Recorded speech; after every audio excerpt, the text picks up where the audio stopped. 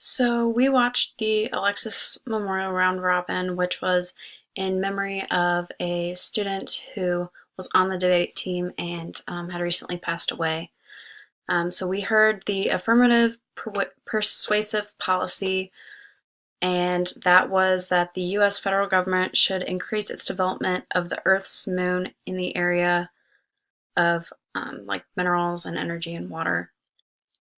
So she said that without federal law, countries would militarize the moon and could use it to gain monopolies and possibly even lead to a third world war. She said that organization involvement could help with the growth and that U.S. government will establish private property rights on the moon. And then will facilitate use of the moon's resources.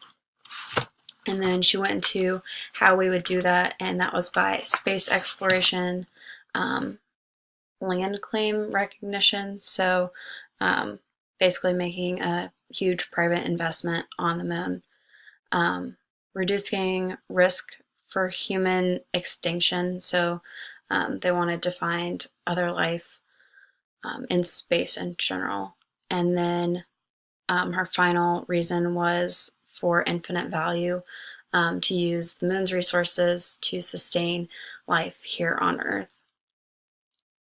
And then she went into having access to space, and she said that the U.S.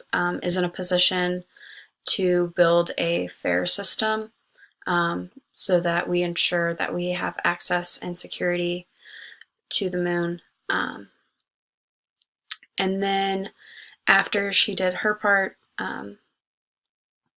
she got questioned about the framework. So she basically said that the U.S. Could be a leader, and if people did not go through the U.S. To go to the moon and get the resources, that they would not be able to sell them. And that plan would establish our property of the moon.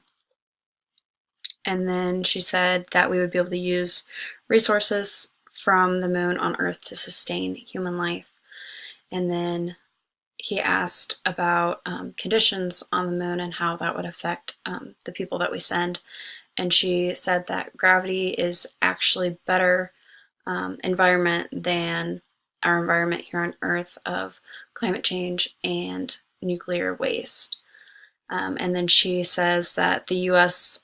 Would lead from ahead, and that would deter other countries from recognizing space. So overall, throughout this video, I found quite a few barriers. My main barrier was the processing rate. She spoke really fast, and it's about a topic that I have no prior knowledge about, so I found it really hard to understand what she was saying at all. And then also information overload. She talked about a lot of different things in relation to the moon, just like very fast. I don't think I typically have either of those two barriers unless it is very fast paced or about something that I have no prior knowledge. And then my other barrier was emotional noise, which is just something that I've had as a barrier for like probably a year now, which I just have to try really hard to tune out and focus.